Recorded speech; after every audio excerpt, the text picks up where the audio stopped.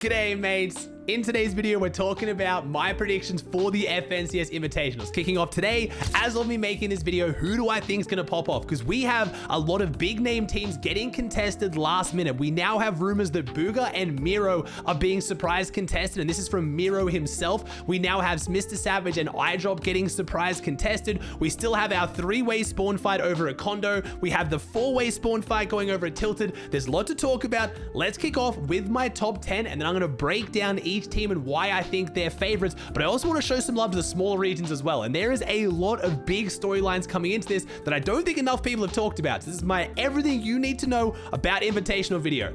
Let's kick into it.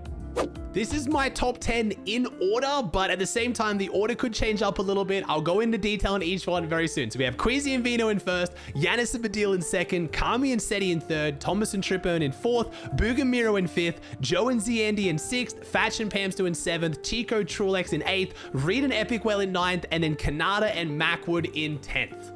In the number one spot, absolutely no surprise, the GOATs coming into this, Queasy and Veno. They're coming off the back of winning EU and NA East Elite Cup finals back-to-back. Yes, cross-region, winning both regions back-to-back. And they won the week before of EU as well. And in the Opens, they won 7 games in a row. So add their new drop spot of North Sleepy, they are looking absolutely insane. Not a lot of people know this about Queasy. Queasy is an edge map IGL. He does not like going center map. He does not like setting up early for his surge. He likes to rotate in around the edges and fight people on the way in. He just finds that performs way better for him. And if you look at his best performances historically, that is what they've done. That is how Queasy has always played. Now, the main reason why some people are scared to pick Queasy and Veno, and there's not many, is due to Veno's nerves. We've had this storyline around Veno's nerves for a long time now, basically going all the way back to when he played with Tayson in trios. There was a story of where he threw up at boot camp. He was just so nervous. He talked on social media about how he couldn't perform because he was just nervous.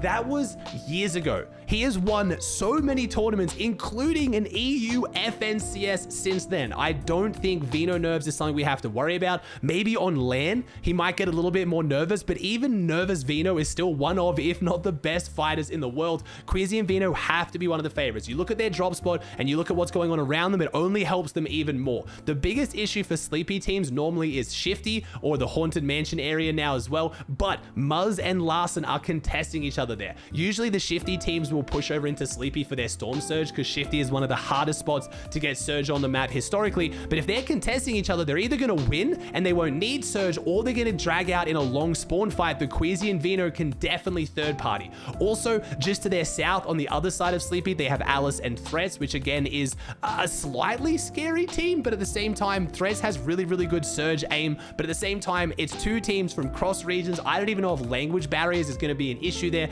Alice is an Asia pro, where Th0mas is obviously an NA East pro, but I don't think that is going to give them too much grief. If anything, I have Alice and Th0mas as one of the most likely teams to get surprise contested, which could only probably serve to help Queasy and Veno. They have really good rotation, so they can fight in Storm for a while if they need to for their Surge. They have the Vault, which is going to have extra white heals with the med miss and just the splashes and all that good stuff. Then they can just rotate off the balloon late, so having teams contest around them is only better for them. We saw in NA East finals, they were going into the last game in first place. The only other team that could overcome them was Fatch and Pamstou. So what do? They landed on them. They went their sleepy drop normally and then hooked it over to the Lighthouse split where Fatch and Pamstou were, killed them, and won the tournament. Their confidence right now is an absolute all-time high, and it should be. They are playing so well. The only thing I think that might be a bit of an issue for them here compared to an elite final on EU is high ground. They are a very high ground dominant team, and the better the lobby, the better of the caliber of players, the harder it is to take and hold high ground. But they've been doing it on the hardest lobby in the world, EU, and they were doing it against teams like Aqua when they made it to endgame, like PKR and Maffy, Wox and Roban. There are some aggressive teams on EU. Some of them are in this lobby, but I think they're looking good. Next up, in number 2 spot, we have Jannisz and Vadeal at a Greasy Grove. Now, they are uncontested, of course. Their placements so far in EU Elite Finals have been very solid. 13th, 1st, 8th, 8th, 11th, and 4th. They've been playing really, really well coming into this. They won last season's Grand Final. They were the best team on EU last season. Now, I know there's been a lot of hype around the fact that Vadeal hasn't been playing Fortnite that much. He's been streaming a whole bunch of Valorant and a whole bunch of League of Legends, but at the same time, he is still Vadeal. He is still one of of, if not the best fighters in the world. I had Kinch run some stats for all these predictions as well, and notably the biggest stat that points out for me for Jannisz and Vadeal is the fact that they do have to travel so incredibly far. So far, out of any team, they've traveled the furthest in Elite Cup finals this season, a total of 259 kilometers at 3.7 kilometers per player per game, and spent the longest in Storm, 45 minutes total. Now, they've made all of the finals, so there's a lot of data to go off there, but I think the fact that they've spent longer in Storm than any other team says a lot about their playstyle. They're going to play around those blimps. They're going to happily stay in Storm to make sure they get their surge, to make sure they can make good dead side rotations, and then they're just going to absolutely clinically dominate the end game. Jannisz and Vadeal, if they're not in your top 3, have to be in your top 5. Third place, and now this is the one that it's a tough spot for me, Kami and Setty. Now, I'm not predicting this because of their placements so far this season. They've been okay. They've got a 4th, 20th, 5th, and 19th in the 4 finals they've made so far this season. So a 4th and 5th when uncontested. That is good looks. They have been contested a lot on spawn, but a lot of their issues are coming around their Storm Surge when they're not contested. Because they've been contested so much, they haven't had the time to put in to really figure out their Surge pass when it comes to getting their Surge uncontested. But as I just said, putting in the time, there is one major reason I have Kami and Setty in my top 3, their work ethic. I guarantee Kami and Setty have worked harder than any other duo coming into this. Yes, we have people like Veno, like Centered, who are known to put in a ridiculous amount of effort, but as a duo, I just don't think there's anyone in the scene working harder than Kami and Setty. And for that reason alone, I know they're going to dominate. They have their mental in check. They've done really well at lands before. Also, if any team is struggling after day 1, who's going to turn around and dominate day 2, I think Kami and Setty have the right support network around them. They have the mentality for it. I don't know. I have a feeling about Kami and Setty. I know some people would disagree with me because they haven't performed that well this season, not at least to their usual standard, but they've been good for so long now. They're so consistent in those high pressure situations, and that's what this weekend's going to be. It's going to be high pressure, and it's going to require really, really good mentality. This is one of the first major LAN events we've seen with a 12-game format. The only other one being the Saudi LAN, which they did well in. So I have high hopes for Kami and Setty. They're uncontested on the Kami and split. It's more than a good enough drop spot for a top 3 finish. They just have to pull it together. My last EU team before I have another region, I'm sorry, and honestly, I was kind of tossing up Th0mas and Trippern, Bugha and Mero. I didn't know who to put on top in this one. I'm gonna be honest. Th0mas and Trippern are just Th0mas and Trippern. And yes, there's no more sniper rifle, but they still have some of the best aim in the game when it comes to getting their surge. Similar to Kami and Setty, they are a phenomenal team who's been performing so well in previous seasons. I think this season has been a little bit off for them. It started great. So far in week 1, 2, and 3 finals, they had a 2nd, 6th, 9th, and then a 5th in week 4. Unfortunately, week 5 and 6, they dropped down to a 13th and 15th. So their placements have been going in the wrong order to what you'd like to see coming into the finals, but they've only died off spawn twice in the 36 elite final games they've played, despite there always being multiple teams at the Rave Cave situation, or Condo, whatever you want to call it. And right now, there are a few teams at Condo, but there's only 3, and I think Condo is going to be pretty easily split. I think Th0mas and Trippern are going to get that south side up until probably about halfway into the building. They'll probably fight a little bit over those stalactites that have all the metal on the ceiling in Rave Cave. Then we're going to have Commandment Avery trying to take that top side of the map. I have a feeling they are just going to be pretty much like going for that top section of the map, getting all the loot around the very top area. And then we have Zagu and Merim, who are probably going to push underneath and maybe give Th0mas and Trippern a little bit of grief. But either way, there is more than enough loot for Th0mas and Trippern to work with. They don't have the blimp anymore, but they do still have all of the launch pads around Rave Cave. I don't know. I just feel like if you're going to pick a team to show up big at a LAN, Th0mas has so much experience. Trippern is a demon. I've got them in either 4th or 5th. I could interchange them a little bit. I'll admit that. Next up, my first non-EU team, and no surprise here, pretty much the favorites coming into this for most people when it comes to other than EU regions, Bugha and Mero. Now, unfortunately, we do have some information that potentially Bugha and Mero are going to be contested. Now, I don't know how true this is. Mero has tweeted out on Twitter, he didn't say contested by who, and that's what makes me question whether this is real. If I'm Bugha Mero and I'm sitting on a really good drop spot like Chonka's uncontested, and I'm scared that a team's gonna drop on me, the night before Invitationals, I'm gonna tweet out, oh no, I'm surprise contested, just Don't ask by who, because that makes it less likely that someone else will surprise contest because they think there might be another team there. That might just be me reading into it too much. I just think it's very weird to say you're contested, but then no one knows by who. I haven't heard from anyone in the scene who they're contested by. So I guess we'll see tomorrow. As soon as first game starts, we will know. Now, Bugha and Mero coming into this are a question mark. I can't tell you their placements because, well, I can. They just haven't been that great. 22nd, 21st, 12th, and 16th. They've been playing with a whole bunch of different teammates, but it's more their grands placements. They are first, second, and third in the last 3 grand finals, obviously winning grand finals before that as well.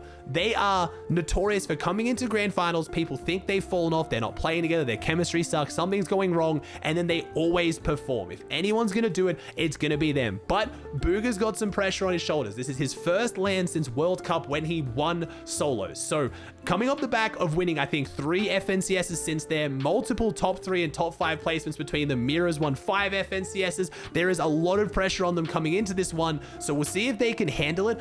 One notable stat which came out from Pinq here, there's a great one. They favor chrome splashes. Only 0.3 pads placed per game. They're only placing 1 pad less than every 3 games, which means they are using chrome splashes for their rotation to get around the map. And with the drop spot they're on and the way they play their late games by playing those low and mid ground layers, never really looking for high ground, it makes sense. And that has been their recipe for success. And honestly, playing chrome splashes in end game and mid game, I think is way more consistent than some of the other strategies we've seen teams for getting their surge and getting their points. That gives me more confidence that they're playing a more safe, consistent route rather than, for example, just going for gigantic pad plays on high ground, whereas all win or nothing. Just outside my top 5, I have Joe and Zandy. And I think this one is going to have a lot of people confused, especially if you haven't closely been following competitive Fortnite. They haven't finished inside the top 3 of a tournament as a duo ever. I know that's going to make you freak out at me. The reason I have them picked is for one very simple reason. Zandy, I think, is one of the best stacked lobby players in the world. And he's proven this at Saudi on LAN. A lot of his achievements have been alongside Chapix, so a lot of people don't like to give him full credit for this. But if Joe is on, if Joe has been practicing, which there's rumors he maybe hasn't been, but I guess we'll see. Joe is one of the best fighters in the world. Pair that with Zandy, and I think they are a recipe for success. Zandy is one of the top all-round players, ranking 3rd for damage dealt in last EU grands while supposedly being the IGL and Tapa. Zandy is an absolute demon, and again, like I said, I think Joe is genuinely one of the scariest fighters if he's been practicing. So they don't have the placements to back it up right now outside of their 4th and 9th in grands. This season hasn't been the craziest for them, but surely at a LAN this big, Joe has been practicing, and I know Zandy has. In the 7th spot, I'm a sucker for the NA Frenchies. I've been gassing up Fatch and Pamstou for a very long time as one of my dark horse duos that not enough people talk about, and I really think they've kind of broken out of that dark horse area, at least in those people who've been following competitive. So far, they have come 3rd, 9th, and 20th in grands. They are the longest standing duo in this tournament alongside Fabs and Snacky. They have been playing together for so long right now.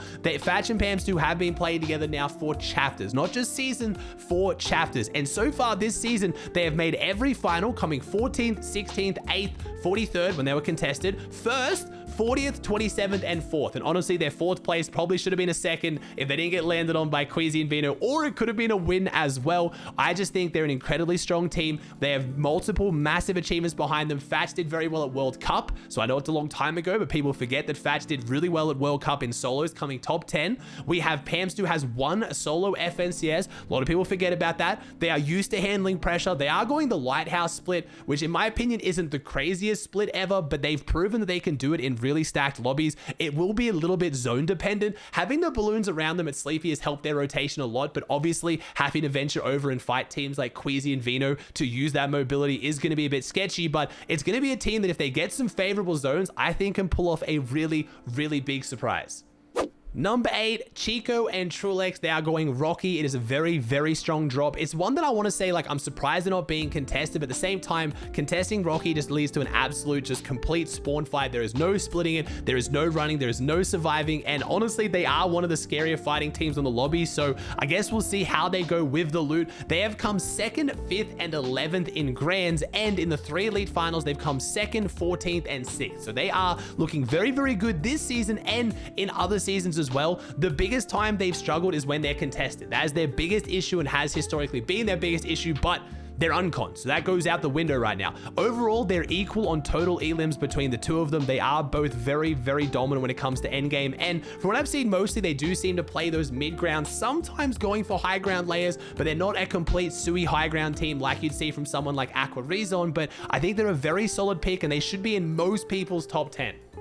Number 9, my first prediction and my only prediction in the top 10 for teams that aren't from EU and NA East, Reet and Epic Whale. Now, this is on the back of Epic Whale. Epic Whale is the LAN GOAT. In the last 3 LANs he's played, World Cup solos he came 3rd, no build Saudi he came 3rd, and build Saudi he won. So he has come 3rd, and 1st in the last 3 LAN events. Yes, he was playing alongside Malibuka for 2 of those, and the other one was a solo event, but you can't help but just want to pick Epic Whale in your top 10. He is the most consistent LAN player we've ever seen in Fortnite since World Cup, since the skirmish days, and he's still looking pretty hot. Now, the biggest problem with Whale and Reet is going to be the fact of their practice. They've been playing NA West Elite, and not only is it Elite where a lot of regions have been having issues, on NA West, the format is almost designed to not have good practice. 4th and 40th gets the same amount of money, so most teams really don't take them that seriously. They so far have come 3rd, 13th, 5th, 23rd, and 14th. A lot of times they're contested around mid-map. I don't know if it's like an ego thing or a clout thing where people want to take down Whale and Reet, but for some reason on NA West, they almost always find themselves contested. Yet in the finals here of the first major LAN event since World Cup, they're uncontested. They have North mid-map to themselves. Centered Cold and Pars and Rays are going to be going at it on the east and south sides of mid-map, which is going to give them a lot of free surge, potentially a lot of free eliminations, and I think that's going to be a big recipe for success for them.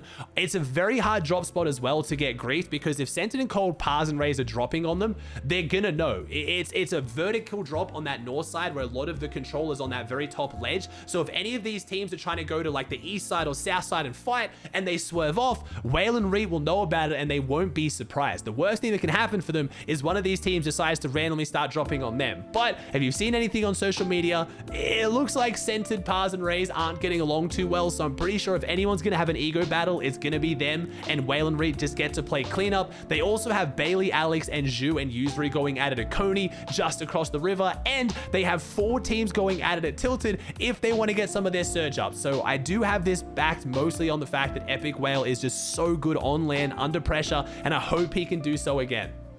In our number 10 spot, we have the only team here that has a Phil teammate, Khanada and Mackwood. Now, they formed last minute. If you don't know what's going on, you don't even know that Khanada's playing with Mackwood. Bleed was originally playing with Khanada, and unfortunately, Bleed came down with COVID, so he could not go. Khanada had to find a Phil, and no better than his ex-teammate, Mackwood. Now, we had scrims the other night, and you have to take this with a grain of salt. The scrims weren't running 100% with a lobby of invitational players. Some teams going different drop spots, but they still came out on top, and it was with a similar recipe that we've seen to other teams. High ground. They go aggressively for high ground. Mackwood actually winning not last week, but the weeks before Elite Final on high ground with threats. He knows how to run it an IGL for a good high ground. You put Khanada in there, who is an absolute mechanical demon, really, really good at fighting, and they can still make these plays happen. They're going to be dropping at the Shimmering Shrine, I think this is called now, just near Jones's, and again, they are in a very, very good spot to get free W key points. They can clean up the fight of Clix and Dukes, Pinq and Th0mas. They can clean up the Taste and Mustache Aqua fight. They can clean up the Basil Jace Peterbot Jamper fight. They might be able to clean up whatever this fight is, if it might happen from Mero, Bugha, and our question mark team. They're just in a really good spot on the map to take advantage of all the chaos around them, get loot, and then just get easy points and easy surge. So I think it's going to be very interesting to see whether we have a Phil team potentially finishing inside the top 10. Now, that is my top 10, but obviously I'm not going to leave it there. We do still have some teams we definitely need to talk about. I am incredibly biased for the big regions. It just goes without saying, it is very, very hard to predict teams from the smaller region, because even if they're absolutely dominating their lobbies on those small regions, it's hard to know whether they're going to be able to create that same dominance against players who are far better on average. This is one of the most stacked, if not the most stacked lobbies we've seen since World Cup. So some of my picks from the smaller regions, got to show them some love. We do have Alex and Bailey from OCE. I think they're OCE's best chance to do well. They are now getting conned at Coney, but Alex and Bailey are an incredibly, incredibly good fighting team. We'll see whether they can hold down Zhu and Yuzuri. Obviously, you guys want me to say Muzz and Looter, but I just think Shifty is going to be a grief fest. Not only is it, in my opinion, one of the worst POIs on the map, it is even worse when you're contested, because you can just base up in the house or base up inside the cave and just make it a really terrible, long, drawn-out fight. I don't think Smite and Larson have too much pressure on them to have a crazy tournament. So if egos get involved, they will just try to throw Luda and Muzz's tournament potentially. I guess we'll have to see. As far as Asia goes, I think it's Runa and Peppo. I hope I'm pronouncing that right. Look like they have a good chance. They are one of our only teams from the smaller regions that have a good uncontested drop. They are going Bugle. There's quite a lot of loot in there. We'll see whether they can make plays out of that. They are surrounded by teams on every side and all of them are uncontested. They are going to have natural high ground pressure to get easy surge on some of these teams while they're looting, and they have been absolutely running up Asia for a while now. So I guess we'll have to see whether they can kind of keep that going into the Invitational. Then we have Fireson and Ketos. Now, I hope I'm pronouncing that right. You're probably going to get mad at me. Just from looking at the stats, Fireson and Ketos are looking insane coming into this. I know you guys want me to say Ed and King. Ed and King dropping on the northwest side of the map for their split are looking really good. And I would absolutely love to see Ed and King run it back and have that big moment like they did during World Cup with King. And as far as the finals go so far this season, they've come 10th, 7th, 4th, 2nd, and 6th. They are looking very, very good. I just don't know. We'll just have to see. I just don't know if King still got it like that. I guess he'll prove me wrong. But other than that, Brazil's best chance, in my opinion, still does stay with Fireson and Keto. Fireson has been absolutely running up Brazil. He is the main Brazilian player that I have been paying attention to, or at least seeing big placements from so far throughout the rest of the FNCSs across the last seasons. They got first in season 1 grands together. So far this season, they have come first, third, first, sixth, third. So when your worst placement in set lobby finals is a 6th, you know they are doing absolutely crazy. I also found it interesting, Kint was running the stats. Ketos has the most moving zone damage of any player on any region in Elite Finals with 3,256. On BR Elite, they have the most elims, most damage, most builds placed, best average placement. Basically every single stat you can think of on Brazil, they have been dominating. But will King's history of performing on LAN give him the edge over Kaitos and Fireson? I don't know. We'll have to see. And then obviously I had Reet and Whale for NA West. So as far as the 4 small regions go, I think that's my biggest picks. Now, I've just made it all the way through this video and I haven't mentioned Clix, and kids are freaking out. Clix and Dukes versus Pinq and Nas. How do I think it's gonna go? I got no clue. They're both getting coached by BloodX, and BloodX has said publicly in my stream and on social media, he is advising both of them to take a quick fight, see who wins, to play the game out. If they drag the fight out, if they get stuck in an ego battle, they are both going to do terribly because they are going to get third party by all the different teams around them. Do I think either team is going to take the edge when it comes to spawn fights? I really don't know. I'm honestly probably giving it to Pinq and Nas to win more spawn fights than Clix and Dukes, just based on their performances so far this season. Clix and Dukes have had some up and down vibes. The biggest issue for them though is their surge. When they're uncontested at Jones's, they struggle with surge, but that goes out the window. They're either going to be dead or they're going to have their surge from the spawn fight. So I guess we'll have to see how that fight goes. Th0mas and Chapix, Mustache Malabuka, Aqua Rezon. This one's ridiculous. A lot of people keep saying they think one of these teams, maybe Mustache and Malabuka, will still do well by just third-partying the fight, but I still keep looking back at the last EU Elite Finals when we got to see these 3 teams go at it, and the way it went down was Th0mas and Aqua kept dropping on the south side of Kondo, Mustache Malabuka dropped on the north, and they would come in third party, and they were doing really, really well from this. They were second on the leaderboard overall. Th0mas and Chapix obviously weren't too happy about this because Mustache and Malabuka are just walking away with 3 surge and 3 points. They decided to drop on Mustache and Malabuka's side, killed them on spawn, then they dropped down the leaderboard. And that's kind of how I see this weekend going. Unless one of these teams leave, they're going to be stuck in a massive ego battle where if any of them starts to pull ahead and do better, the other teams are going to make it their goal to kill them so they do worse. It's just how this spawn fight's going to go. It is really, really messy. Now, we also have Tilted. We have 4 teams going Tilted. Unfortunately, I would love nothing more than to pick Acorn and Edgy as my team to be in top 5, top 4. Even like, honestly, I could see Acorn and Edgy winning this invitational if there was only 1 or 2 other teams at Tilted, but with 3 other teams at Tilted, it's gonna get messy. They might be able to walk it out and make it happen. I think if there was a solo World Cup tomorrow, I'd honestly probably put my money on Acorn. I think he is the best player in the world right now, or at least one of the best players in the world, and it's just unfortunate to see that I don't think they're gonna do too well out of Tilted, but we'll have to see. Tilted's got some big buildings. We'll see how that one plays out. We have, like I already said, Luda and Muzz against Larson Assassin and Smite at Shifty. We then have the big, most recent drop contest, Bugha and On1 against Savage and iDrop. Yesterday's video, I did him dirty. I said Bugha and On1 won the first spawn fight and then lost the next 3. Bugha and On1 won the first spawn fight and then stopped playing in the scrim. So Bugha and On1 at this point are 1-0 against Savage and iDrop, but Savage was on social media asking for someone to make him a drop map for the logjam to make sure he's getting the best drop, because so far this season, Savage and iDrop have not been contested at all at the logjam. So they actually don't have a lot of fighting experience here. Bugha and On1 have not been doing very well this season in Elite Finals, but what Bugha and On1 are wager warriors. They are 2 of the most mechanical players on NA West. They have some of the best fighting mechs in this entire lobby, but are they going to be able to channel that and take the fights properly?